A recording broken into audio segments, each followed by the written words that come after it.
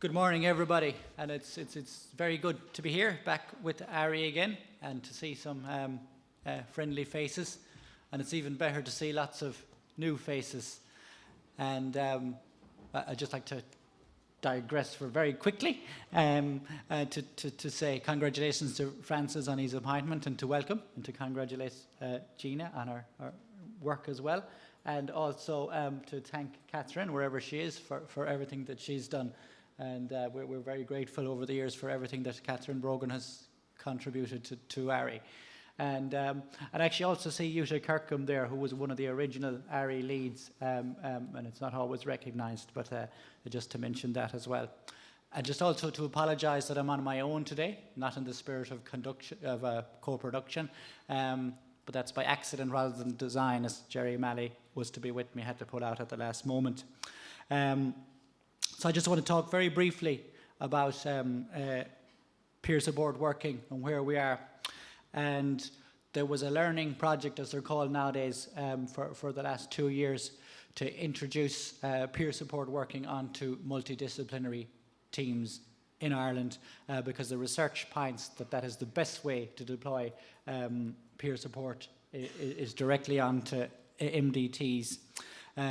So that translated into 20 whole-time equivalents working across 5 services on approximately 18 teams, and that was a PMO project.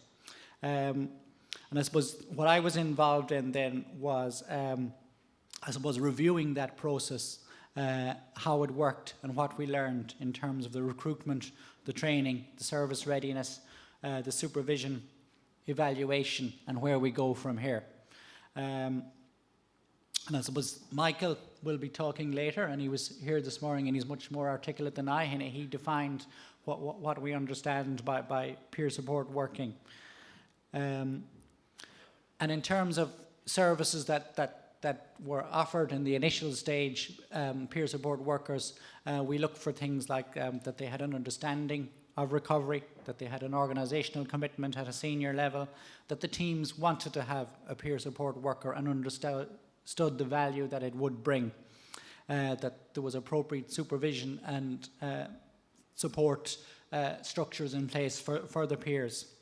And all this was assessed by national co-production teams, which some people here were involved in. What kind of people were recruited to be peer support workers? I suppose the prerequisite was that you had to have a lived mental health experience. And that was identified by having co-production in terms of the interview boards.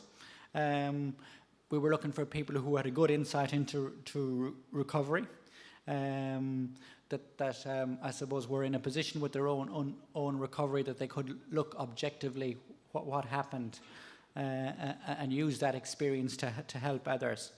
And that they understood the importance of co-production and collaboration. And it's important to say that peer support workers, are full members of the MDT, and they have the same statutory requirements and responsibilities as any other employee of the HSE. The training for peer support workers, what is recommended from our experience so far, that it continues to be at a level 8 qualification, a 30 credit award over a 2-semester period, that it's available at various geographical locations, not just Dublin, for example, that the role of recovery colleges is increased in training, and that the peer support training puts a greater emphasis on the practical skills and experience of being a peer support worker, and that the courses are delivered by more people who've been in roles of peer support or who've been working in services, and that the assessment is more of an adult education kind of approach, and takes into account the blended learning that is involved. Supervision, what are the recommendations there? Sorry, that's about placement. I'll skip that one and just go on to supervision. Basically, that supervision needs to make sure that people have the opportunity to reflect on their practice, and are they being true to the skills of peer support working, that their self-care needs are being taken care of, and that they can look at challenges on the role. And supervision would also look at their normal kind of line management practices. It's hoped in the future that we will have senior peer support worker roles who may be able to work in that supervision role. The evaluation of peer support is just about to start, and basically it's looking at the impact of peer support, what it's delivering for service users, what it's delivering in terms of organisational change, and what is the best way of integrating peer support workers onto teams. And those who were involved will be getting correspondence in the next few months about how that research will take place. What have we learned going forward? It's a lovely HSE word, going forward. We've learned that where the guidance that was issued to help teams introduce peer support working was followed, that it worked very well. That where there's established team practices, where the team works as a team, it works well. And currently there's peer support workers working across general adult teams, rehab and recovery teams, and psychiatry of later life.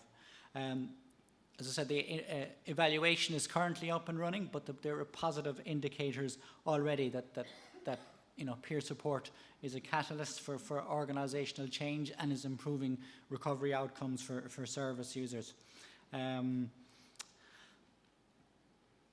What is the next steps for peer support working? So Francis talked about this document here, a framework for recovery and mental health. I think I've read it once or twice.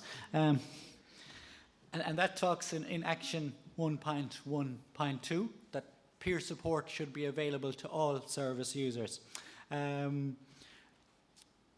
We hope that peer support can be expanded to all specialised teams, CAMS, intellectual disability, and so on. And I suppose I'm glad to say that there is an agreement nationally now for a 5-year plan to roll out peer support working on all adult teams in Ireland over the next 5 years. And that will be done, I suppose, on a year-to-year basis, but hopefully in 2019 we will start with that. And the other thing that we need to do is to produce guidance around supervision, around the role, around preparation of services. And I hope to be setting up some working groups to look at that in the next couple of months, so people may wish to become involved in that. And really that's all I've got to say. That's me. If anybody wants to talk to me afterwards or drop me an email, absolutely, and I think the slides will be made available. And sorry it was so rushed, but hopefully you get a snapshot of what it's about. And thank you very much for your time.